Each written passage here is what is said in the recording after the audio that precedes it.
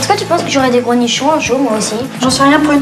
Tu peux mettre le couvert en attendant? Tu peux pas frapper, putain. Quel blaireau. Bah en même temps, c'est un peu ma chambre, quoi. Ça t'ennuie de lui prêter ta chambre? Bah oui, ça m'ennuie. Pourquoi tu demandes pas ça à Marc? Tu sais très bien que ton oncle a besoin d'espace pour écrire. Pour écrire On va ressembler à un couple au bord du divorce, moi je trouve. Bonsoir, Maurice. T'as le droit de m'appeler papa aussi. Laisse-la vivre un peu. Tu gères l'éducation de ton fils et je m'occupe de celle de ma fille, ok? C'est vrai, je peux t'aider là? Il y a quand même 3 millions d'animaux qui sont plaqués dans des hangars et je vous dis pas le stress qu'ils ont. T'es juste une énorme tapette en fait. Papa est mort. On l'enterre après-demain. Vous partez en vacances? Oui. Non, en fait, c'est funérailles. La femme de mon père. Le père de ma femme. Ça fait longtemps que tu m'as pas regardé comme ça. Je suis trop vieille, c'est ça? On est en voyage. On visite un lieu qu'on ne connaît pas. Pardon, madame. Oui? On découvre une culture différente. C'est immonde, hein? Mais ça fait partie de l'expérience. Bon. Hop, les leçons de vie du père Castor, c'est bon. Mais c'est toi mon problème. Tu m'as touché là? T'es très agressif. Ah non! Je suis sûre que ça joue beaucoup sur l'attitude de Lucie, ça. Mais quelle attitude? Non, bien sûr, T'es pas ma mère, Claire. Donc occupe-toi de ton père, de vos non-dits et de vos rancœurs, et puis tu me laisses tranquille. Pourquoi vous abandonnez mes grands-pères? Bon, Prune, ton grand-père nous a pas vraiment abandonnés. Claire a besoin de nous. Et toi, tu fais aucun effort. T'as l'air triste. Tu te rends compte qu'on a perdu 7 ans de notre vie avec papa à cause de cette rancune à la con? Mais arrête de dire de la merde! Pour une fois qu'on est tous réunis, j'aimerais bien qu'on se retrouve un peu.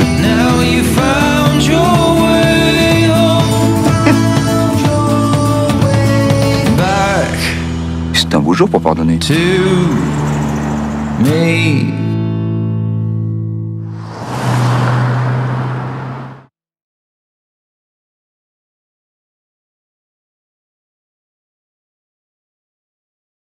C'est n'importe quoi, cette expression. Ça fait pas très français. Voilà, non, on va procéder sur un système très simple. Je vais répondre à une question et Arthur répondra à la suivante. Donc voilà, je réponds à cette question. J'ai envie de dire une petite connerie. Non, Willoughby, mais pourquoi Willoughby? Parce que Willoughby n'existe pas. Et en réalité, à l'origine, dans le scénario, ça s'appelait Willoughby. C'était une ville qui existait en Angleterre. Le scénario devait partir en Angleterre, mais pour des raisons financières et artistiques, on est resté en France. On s'est attaché au titre, on l'a francisé, et on s'en est servi comme un élément de scénario. On s'en est servi. Parfois il rit comme ça tout seul. Non, on s'en est servi pour un élément de scénario en se disant voilà, on garde ce titre, cette ville qui n'existe pas. Et pour dire qu'en fait, entre Paris et Willoughby, c'est un peu un voyage initiatique. On part de Paris, une ville, c'est le boulot, c'est le quotidien, etc. Et Willoughby qui, elle n'existe pas, il y a le voyage initiatique, il y a des étapes, il y a la quête des vaches, il y a la vallée des vaches perdues, tout ça n'existe pas. Je concours, combien de fois n'a-t-il dit n'existe pas? Je sais, il n'existe pas. Alors finalement je vais garder le micro. Non, j'ai répondu à la question à peu près, madame, ou... Oui? Moi j'aurais fait comme vous. Ouais. Bon, voilà, c'est ma réponse. Arthur, peut-être quelques précisions, non? Non, d'accord. Monsieur. Pourquoi Paris? Comment on fait un premier film comme ça? Est-ce que vous avez déjà travaillé ensemble? Vous avez fait des courts-métrages, ce genre de choses avant? Ouais, on a fait 2 courts-métrages. Et déjà à l'époque du premier, on avait déjà dans l'idée de faire un long-métrage. Et comment on fait? Faut se battre comme un chien. Parce que personne ne vous l'offre, ce premier long-métrage. Et voilà, on avait telles envies, déjà en tant que spectateur, de voir un film qui nous correspondait, qui soit un peu entre deux genres, qui soit ni une grosse comédie, ni un drame où on chiale tout le temps. Voilà, l'idée, nous, c'était on voulait faire un film qui ressemble à la vraie vie. Et du coup, on s'est battu, parce qu'en plusieurs fois, on a essayé de changer notre film. Et voilà, aujourd'hui, qu'il plaise ou pas, j'ai envie de dire que nous, il nous ressemble, il ressemble à ce qu'on voulait faire, donc on est assez content de ça. J'arrive. Mais quand? Maintenant. C'est à vous. Bonsoir. Est-ce que c'était dur de recruter Isabelle et Stéphane? Et est-ce que, du coup, Stéphane, vous avez accepté facilement le scénario? Moi, là, j'ai refusé. Et j'ai tourné de force. Et c'était trop compliqué à faire. Non, mais non, mais ça en revient un petit peu à ce que disait Arthur sur la notion de travail, c'est qu'on nous a... En amont, on nous a pas facilité le travail, donc on a énormément bossé. Et du coup, on est arrivé avec un scénario qui était quand même assez, à notre sens, voilà, assez solide et assez écrit. Et dès lors que voilà, l'arme principale dans un film, c'est quand même le scénario, et quand on a eu l'opportunité de le faire lire à la fois à Stéphane et à Isabelle, ils ont tous les deux répondu très vite présent, en fait, sur base du scénario, des personnages qui leur plaisaient, sur l'écriture, et ce qu'ils avaient à défendre dans la partition. Et en général, après, ça se matérialise par une rencontre, où on voit un petit peu comment on se parle, comment on interagit, et à la fois avec Stéphane, Isabelle ou même Alex Lutz ou les autres comédiens, ça s'est passé de manière extrêmement naturelle, un peu comme on est là, et très simple, quoi.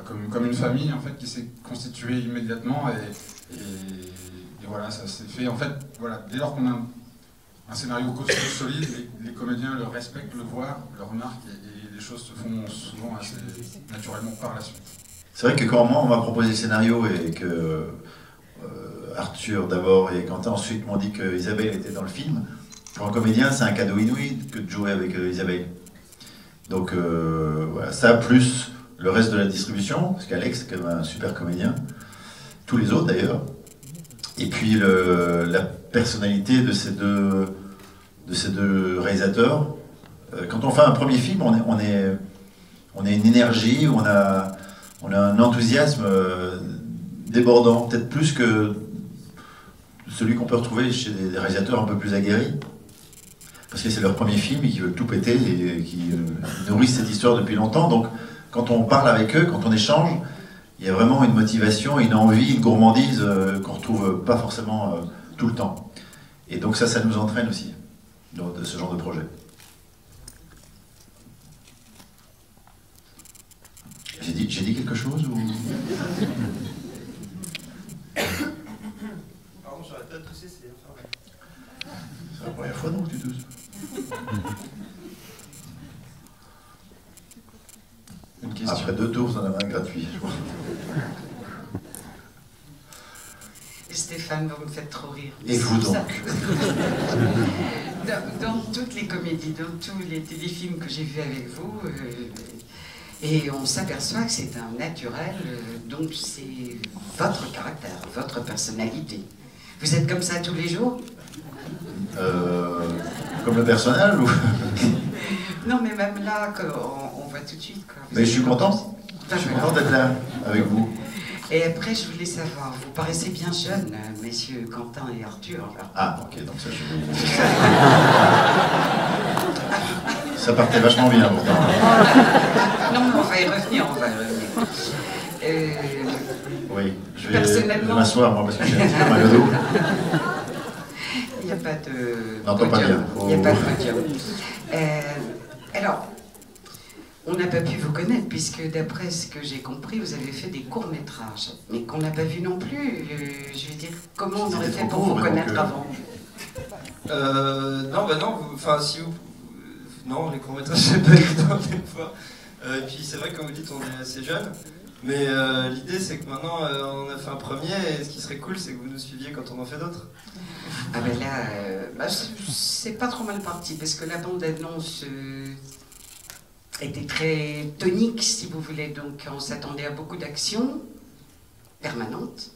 Et puis pour finir, au fil du temps, c'est pas plus mal de laisser le temps au temps, de laisser découvrir un petit peu la famille, ce que peut être la famille, ce que peut être les discussions en famille, les problèmes, enfin pas mal de choses. Donc, je trouve que pour finir, on a appris pas mal de choses sympathiques, vues sous un œil plaisant. Et comme j'adore la campagne, alors là, les paysages sont quand même très agréables. Ben merci pour votre compliment qui a été très joliment dit. Alors, ne le prenez pas personnellement. Oui. Mais vous avez une très jolie voix. Je suis désolée de vous dire que vous n'êtes pas le seul à le dire. Et j'aurais tellement... Il y a un truc qui est en train de se passer là. Je sais pas. Je veux dire, on peut faire des compliments aux gens. Absolument. Je lui ai bien dit qu'il était très drôle. Non mais c'est vrai. J'ai bien dit qu'elle avait une belle voix. Ça commence un tout petit peu à devenir tout rouge là. Tu connais un peu?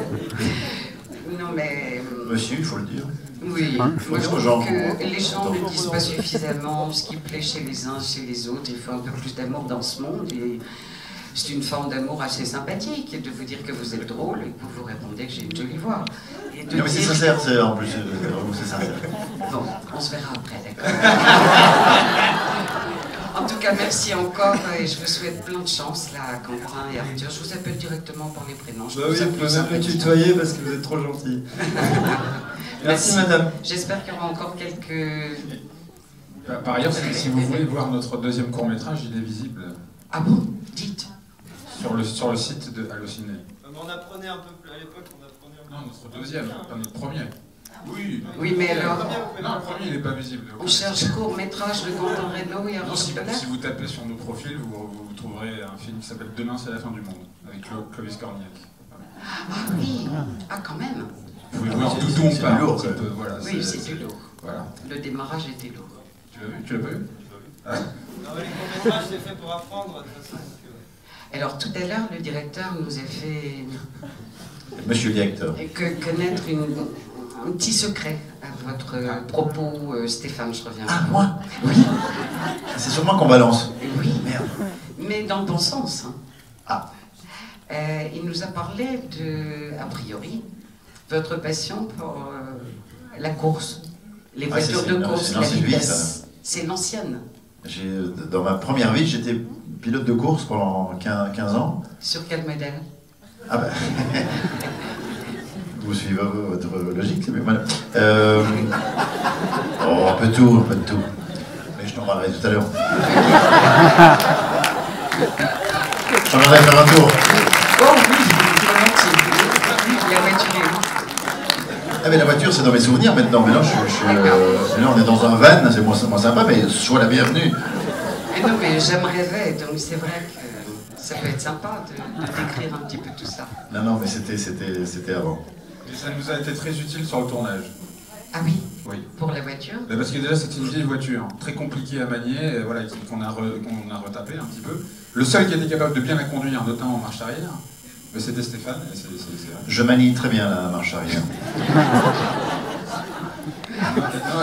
Non, il y a... Mais Isabelle Carré. Ça dérape complètement ici. On va fermer les portes. Et on va vous demander de vous mettre tout nu. Oh, non. Pourquoi pas? Oh non, c'est pas jouable. Non, mais dans notre société, n'est-ce pas, il y a tellement de On est trop c'est pas couvert. possible. Et puis il fait un peu frais. On attendra les beaux jours. En tout cas, je vous remercie tous et j'espère Merci qu'il y a à vous. encore quelques commentaires dans la salle parce que ça manquerait. Merci. Bien. Très bien même. D'autres questions? Alors qui passe après? Moi j'étais premier, hein, je vois. Monsieur, un courageux, très bien. Bonsoir. Bonsoir. Donc déjà bravo. Et je voulais savoir, vous avez dit que le scénario était assez écrit. Et je voudrais savoir si les comédiens ont aussi amené un peu d'improvisation ou justement de jeu de mots, on connaît votre humour. En plus, c'est des choses qui n'étaient pas écrites et qui sont retranscrites à l'écran. Et est-ce que vous êtes assez libre en fait? Ah non, je dis plus rien. Moi,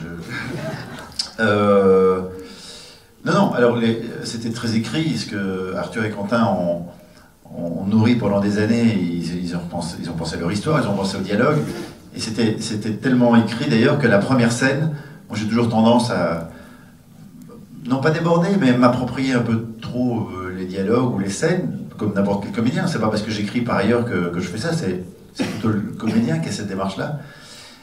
J'étais très vite remis à l'ordre parce que Quentin, en l'occurrence, qui est architecte, eh bien, il y a un rapport. Parce qu'il est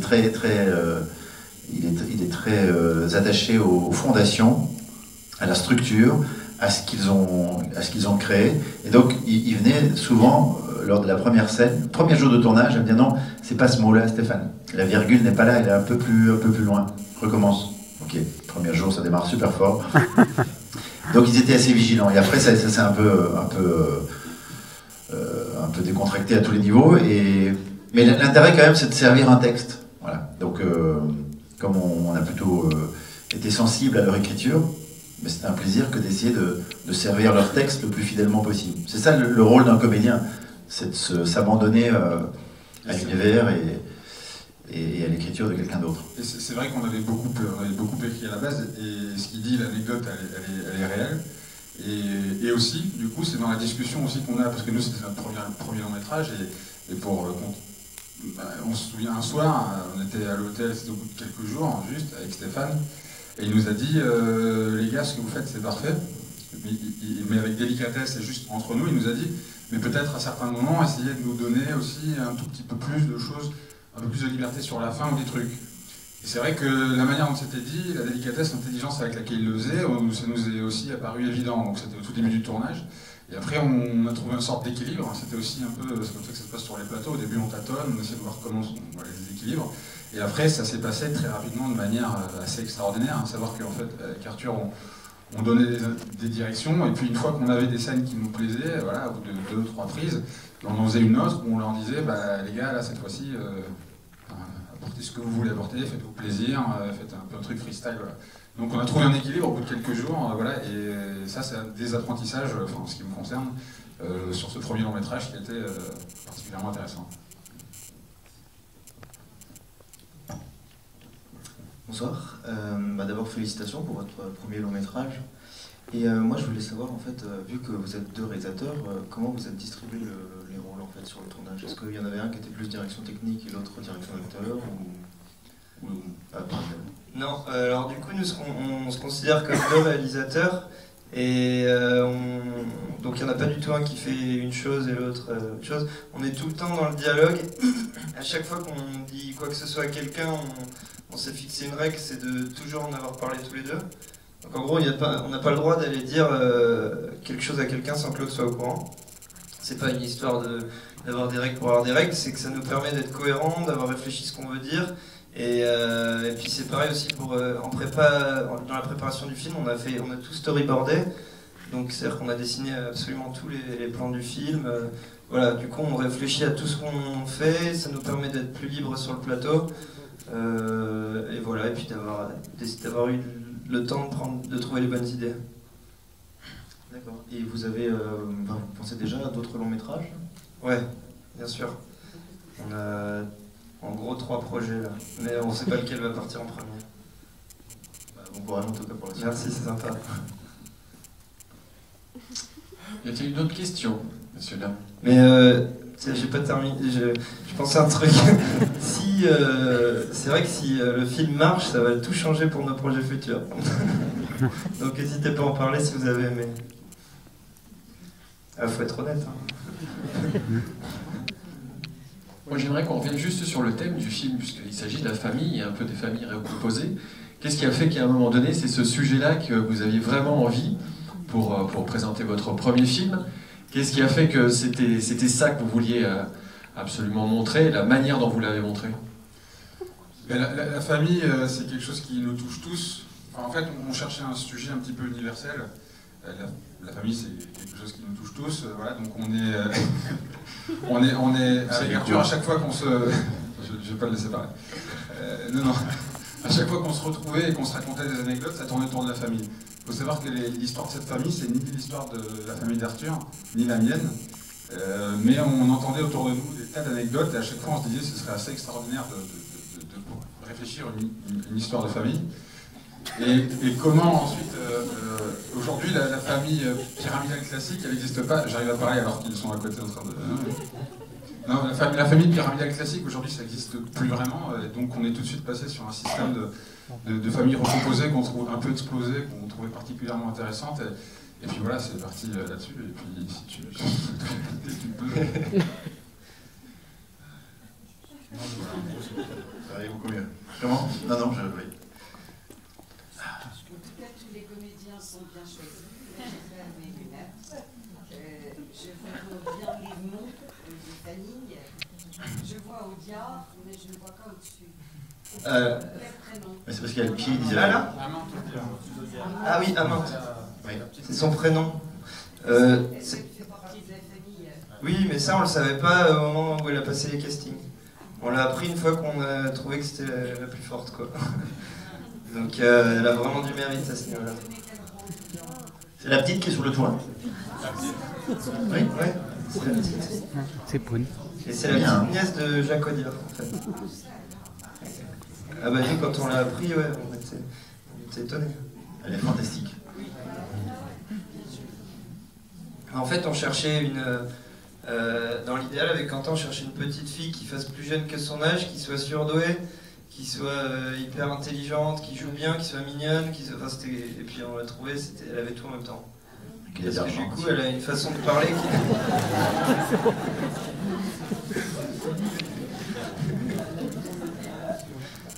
Et voilà.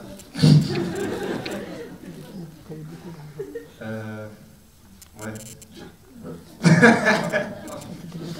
Ça a l'air très con quand tu ris à fond dans un micro. Voilà. Je vais être honnête, on a été très bien reçus dans le restaurant d'avant. Et Quentin a goûté à la spécialité locale? On explique pourquoi on rigole depuis tout à l'heure, parce que le mec a bouffé le repas le plus gras qu'on a jamais... Non mais ça c'était en entrée. Après il a pris un tourne de Rossini avec une tranche de foie gras comme ça. Rossini était venu son foie gras qui lui restait dans le frigo. Dans un tourne de Rossini, normalement le morceau de foie gras il est petit. Enfin il est... Voilà, il était... Après le dessert, 6 boules de glace avec la chantilly. Et un paquet de Malteser au LGC. Du coup, c'est pour ça qu'on rigole quand il parle.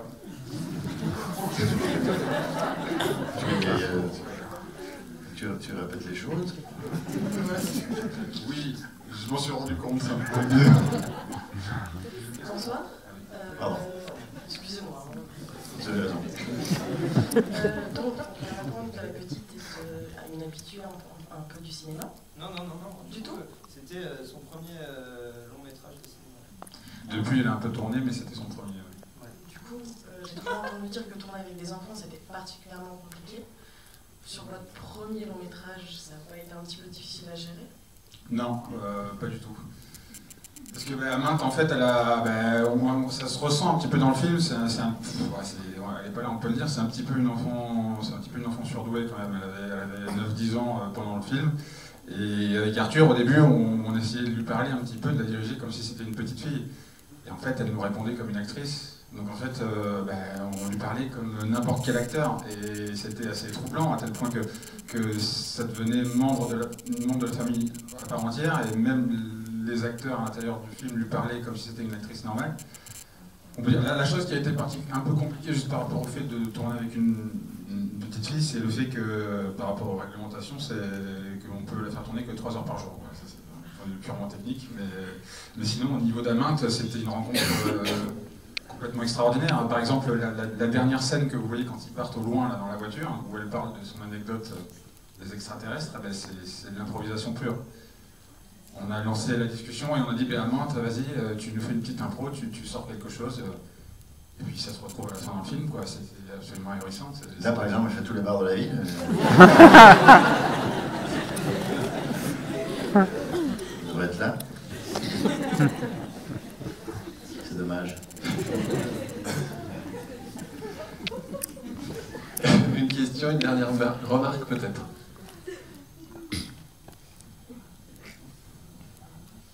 Ah, monsieur. Il y a une remarque. C'est un film qui se passe beaucoup dans la voiture. Et pourquoi une Chrysler Voyage? Parce que au début, nous, dans nos souvenirs, on avait plutôt un vieux monospace Renault des années 80, mais c'était pas joli, quoi. Et du coup, on a trouvé... Après, je sais pas si vous avez remarqué, mais aussi le film, nous on est assez empreint du cinéma indépendant américain ou des comédies dramatiques anglo-saxonnes, et on avait envie, de par ce genre de truc, avec la musique, la voiture, ça contribuait à des images qu'on aimait bien. Ma phrase n'a aucun sens. Mais, Pourtant, t'as mangé léger, toi. Voilà. Mais, donc, non, on trouvait ça joli, tout simplement. Alors, on a acheté une rougne, une bagnole qui coûtait 2000 €, qui marchait pas. Et on en a fait un truc qui était plutôt sympa, on pouvait faire ce qu'on voulait. C'était marrant. Et voilà, voilà.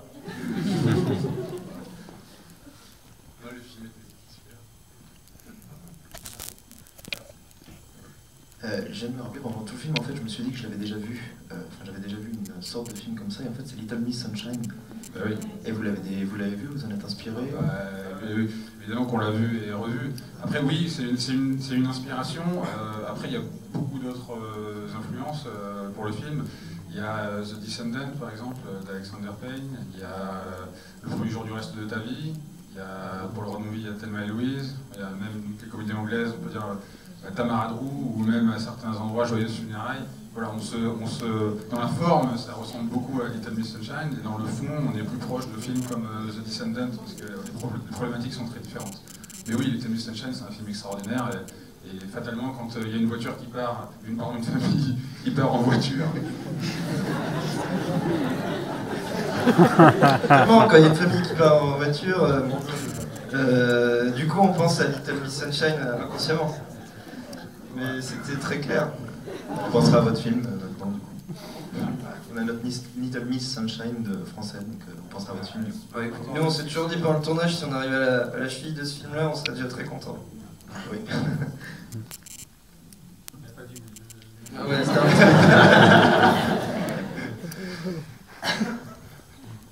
Est-ce qu'on se quitte là, messieurs, dames, ou est-ce qu'il y a encore une question? Ah, une petite dernière. Bonsoir. Juste une petite question. Vous avez mis combien de temps pour écrire l'histoire et le tournage a pris combien de temps? Juste pour nous. On a mis... Alors, en tout, c'est un truc de malade. Mais on faisait d'autres trucs à côté, hein, parce que sinon ça n'aurait pas été vivable. Mais je crois que le premier jet, on l'a fait il y a 5 ans. Enfin, c'est le premier jet qui... Je sais pas.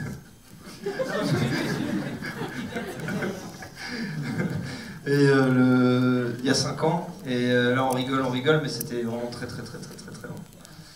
Le film, il a dû se faire une première fois, il s'est pas fait. Enfin, on a dû vraiment se battre pour être dans un entre-deux genre. Parce que c'est assez étonnant, mais quand on se confronte au système de production, on a l'impression que les mecs, ils veulent que... Enfin, je critique... je critique personne, mais on a l'impression un peu que le spectateur est pas assez... serait pas capable de comprendre un entre-deux genre. Vous voyez ce que je veux dire? En fait, si même le réalisateur comprend pas, je comprends que ça puisse être compliqué. C'est pour ça que tu as fait un film, pour pas en parler. Ouais, c'est ça. J'ai répondu à votre question? En gros, 5 ans, 2 mois de tournage, et 2 mois de prépa, et 7 mois de montage. Et vous vous connaissez depuis combien de temps, si c'est pas trop indiscret? C'est une dizaine d'années, ouais. En gros. On vient du même coin dans la région de Bordeaux, en gros. Voilà.